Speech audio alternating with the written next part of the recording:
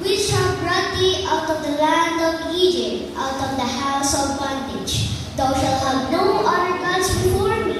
Thou shalt not take into any graven image or any likeness, anything that is in heaven above or that is in the earth, be it or that is in the water under the earth. Thou shalt not bow thyself to them, nor serve them, for I, the Lord thy God, am a jealous God, visiting the iniquity of the fathers upon the children, into the third and fourth generation of them that hate me, and showing mercy into thousands of them that love me and keep my commandments.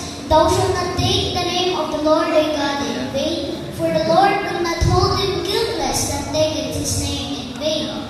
Remember the Sabbath day to keep it holy.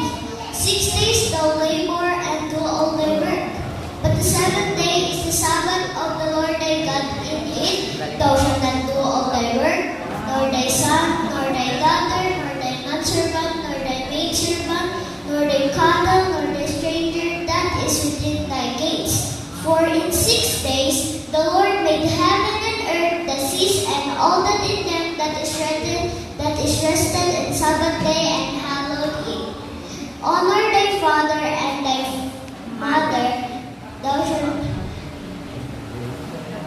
honor thy father and thy mother, that thy days may be long upon the land in the Lord thy God giveth thee.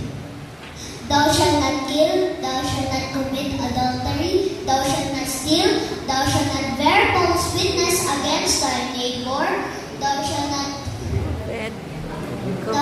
bear false witness against thy neighbor, thou shalt not covet thy neighbor's house, and thou shalt not covet thy neighbor's wife, nor his manservant, nor his maidservant, nor his ox, nor his ass, nor anything that is in neighbor's. Yun lamang po. Amen.